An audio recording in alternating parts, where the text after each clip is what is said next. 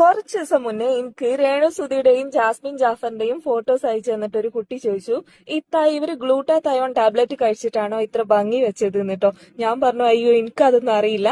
ഇനി ആണെങ്കിലും അല്ലെങ്കിലും ഇങ്ങനെ ടാബ്ലറ്റ്സ് ഒക്കെ കഴിക്കണമെന്നുണ്ടെങ്കിൽ ഡോക്ടറുടെ നിർദ്ദേശപ്രകാരം മാത്രമേ കഴിക്കാനും പാടുള്ളൂ എന്ന് പറഞ്ഞു കേട്ടോ. അതുകൊണ്ടാണ് ഞാൻ അത്തരം ടാബ്ലറ്റ്സ് ഒന്നും പറഞ്ഞു തരാത്തത്.